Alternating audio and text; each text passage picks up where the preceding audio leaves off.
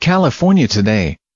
Clashes, again. In Berkeley, tensions were high in the days leading up to a pair of right-wing rallies planned in the San Francisco Bay Area over the weekend. Hundreds of law enforcement officers were placed on duty in hopes of avoiding a replay of the violence that unfolded this month in Charlottesville, but at the last moment, both events seemed uncertain. No to Marxism in America? Rally in Berkeley was denied a permit by the city, and a freedom rally in San Francisco was cancelled by its organizer, who cited fears of violence. That didn't stop a number of planned counter-protests, which by then had a momentum of their own, largely peaceful demonstrations in San Francisco, including the formation of a giant heart on the beach, contrasted with chaotic scenes in Berkeley, where the mayor, Jesse R. Aguin, had urged residents to gather on the streets to show their rejection of bigotry and white supremacy.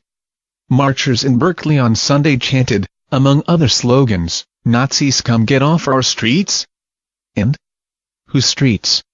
Our streets. The crowd included a large group of black-clad Antifa adherents, who believe that physical confrontation is a necessary and effective means of combating neo-Nazis.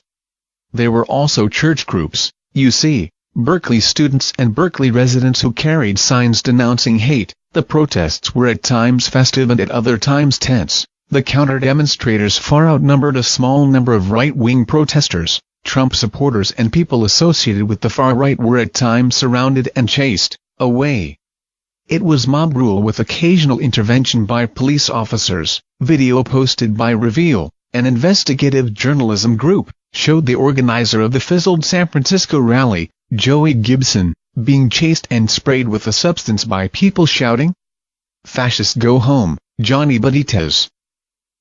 A protester who flew from Southern California and who described himself as a Second Amendment exercising, freedom-loving, proud American, on his Twitter page, had to be escorted to a car by a phalanx of police officers as counter-protesters hounded him. A number of scuffles broke out between Antifa protesters, who carried anarchist flags, and those they perceived to be on the right.